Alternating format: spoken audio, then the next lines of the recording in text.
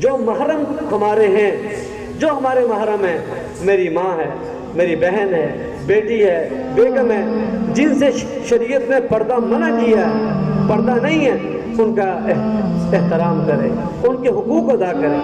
جن سے شریعت نے پردے کا کہا ہے، ہر مسلمان کو پتہ ہے کہ پردہ کس سے ہے۔ جس سے پردہ ہے اس سے پردہ بھی کیا جائے، اور پردے سے آگے بڑھ کے جو آج کل بے باکی بڑھ رہی ہے کہ نہ صرف پردہ چھوڑا بلکہ اپنے خاوند سے، اپنے بھائی سے وہ تعلق نہیں ہے، وہ مسکراہٹ نہیں ہے، وہ بات چیت نہیں ہے جو ایک غیر سے بات ہے۔ تو میری بیٹیاں، میری بہنیں، میرے نوجوان بھائی، یہ میرے بچہ بھی موجود ہے یہاں پر، میں اس سے بھی کہتا ہوں کہ جو اللہ نے رشتے آپ پہ احترام کے ہیں، محرم رشتے ہیں، ان کا احترام پورا کریں، والد کی خدمت کریں۔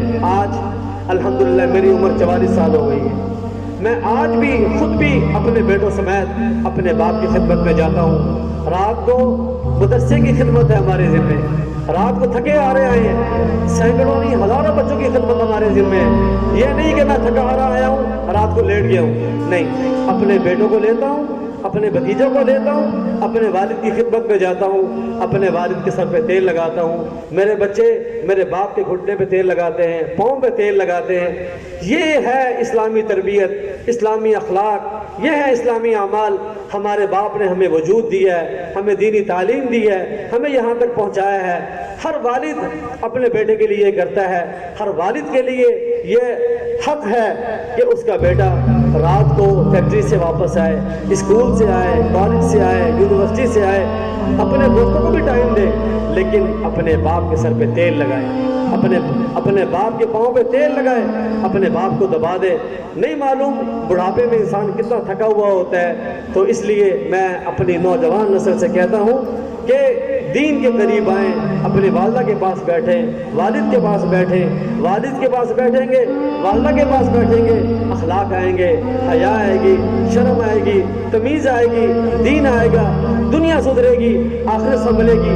آج بات کو مکمل کرتے ہوئے کہنے لگا ہوں، اچھے دیندار گھرانوں میں، دنیا دار ماڈرن فیملی کی بات نہیں کر رہا، اچھے بڑے دیندار گھروں کی بات کر رہا ہوں۔ طلاق کی شرح جو بہت تیزی سے پھیل رہی ہے، بڑھ رہی ہے، اس کی وجہ یہ ہے کہ دین سے دوری ہے۔ غیر محرم جو رشتے ہیں ان سے بے تکلفی بڑھتی چلی جا رہی ہے۔ اللہ کے نبی صلی اللہ علیہ وسلم نے تو دیور کو ازدا قرار دیا ہے، آپ صلی اللہ علیہ وسلم کے فرمان ہے۔ صحابہ پوچھ رہے یا رسول اللہ یہ جو میرے خامن کا بھائی ہے اس کے بارے میں کیا حکم ہے؟ تو حضور صلی اللہ علیہ وسلم نے، حالانکہ بات سخت ہے بہت، لیکن اگلے مستقبل کو محفوظ کرنے کے لیے فرمایا کہ یہ جو شوہر کا بھائی ہوتا ہے اگر بے تکلفی بڑھ جائے تو یہ ازدے سے بھی زیادہ خطرناک ہے۔ تو یہ تو گھر میں رہنے والے لوگ ہیں، تو ہمارے بچوں کی، ہماری بچیوں کی بے تکلفی خاندانی نظام میں جو دراڑیں ڈال رہی ہیں، اس کی وجہ بے تکلفی اور بے حجاب گفتگو ہے۔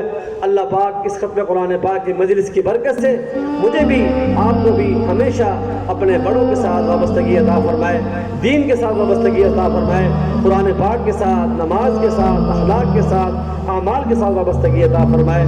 جو کچھ کہا گیا ہے اپنے فائدے کے لیے، آخرت کے فائدے کے لیے، اللہ پاک مجھے بھی آپ کو بھی اس پہ عمل کرنے کی توفیق عطا فرمائے۔ وآخر دعوانا الحمدللہ رب العالمین۔